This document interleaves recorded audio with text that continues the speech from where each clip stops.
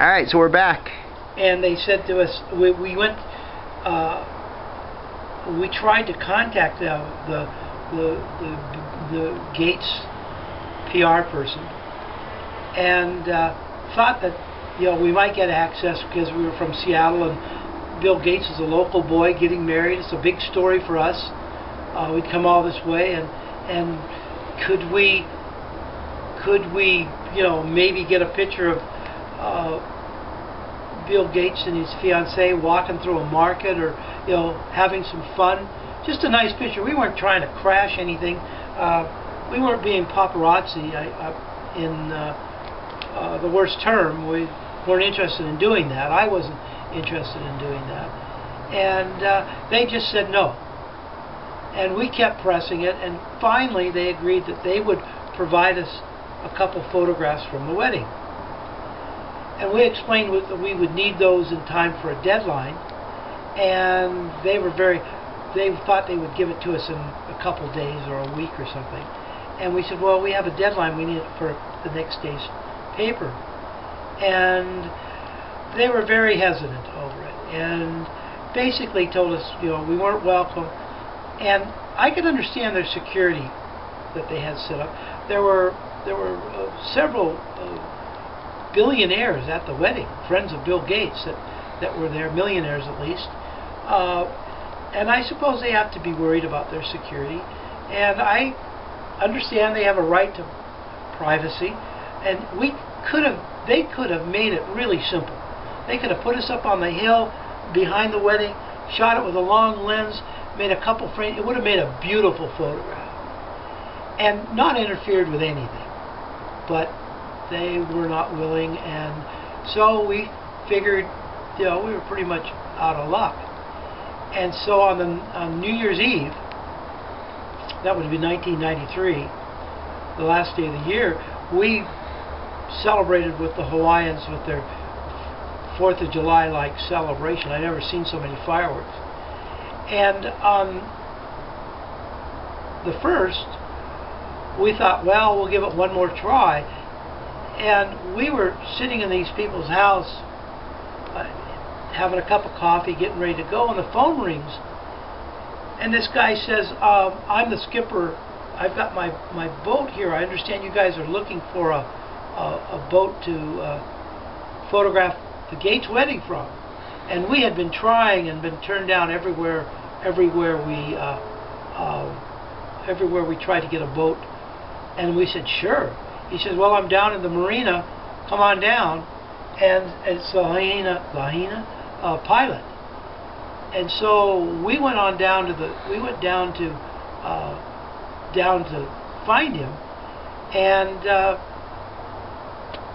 we found his boat parked off a kind of a ways. Paul Allen had his big yacht parked out near the mouth of the harbor there, and they were running a shuttle boat back and forth with lots of guests for the wedding that were, I don't know if they were staying on the boat, but they certainly were enjoying it. And so the pilot, the tugboat pilot, said that he he would take us for a fee. And we told him we worked for the PI. We didn't have a lot of money, and we negotiated it down to I think it was like $400 for him to take us out and make a picture. And he had apparently been at a party, New Year's Eve party, with either his girlfriend or his new wife, and she wanted to have a baby, and he didn't want to have a baby, and they'd got into a fight, and he had thought, well, I'll go over there and I'll find some journalists and I'll make a lot of money. And we were the only journalists there. And there was one young freelancer from that was freelancing to PC Magazine, and he didn't have any money, and we didn't want him to go with us, and he eventually took his bicycle and rode onto the golf course and tried to hide in one of the tents that had supplies for the party, and they caught him and the local headline was that journalists try to sneak into wedding and gets arrested, and he was the only other journalist on the island that we knew of, and we went out to take a look, and we powered out around the island past Paul Allen's big yacht, and got out to the golf course, and it was empty. There was nothing. The rumor was it was going to be a green overlooking the Pacific, and we're out there looking, and the seas were just perfectly calm, just beautiful day, and I noticed that these guys there were chairs. There were all these chairs, and you and I guess we all know that any place where you have an outdoor wedding, when it's over, if the wedding's over, they take the chairs away. The chairs are removed as quickly as possible. They clean up. I'm sure they had golfers that wanted to come through or something, but they weren't picking up the chairs, and they were placing potted palms in these buckets around. And man, and I said, it really looks like there's going to be a wedding out here. And the tugboat we were on is not like a tugboat here in Seattle. It was an ocean-going tug that had no railings on it. It was an open deck so that the seas could wash across and not have any resistance.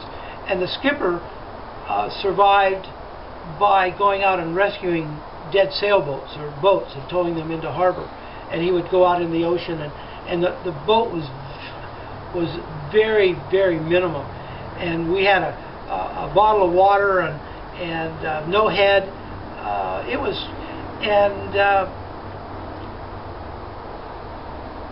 Wallace had to go to the bathroom.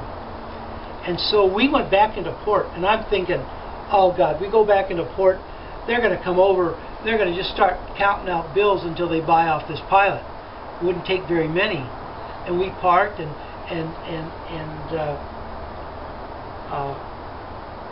Wallace goes off to the national park, to the restrooms, and he gets over there, and there's all these guards, and these really big Hawaiians. And we figured that if we had tried to walk the trail, that basically they said they had a right to be on the trail too, and that if we fell into the ocean, it would have been an accident. And I felt threatened, or we felt threatened. It wasn't going to happen.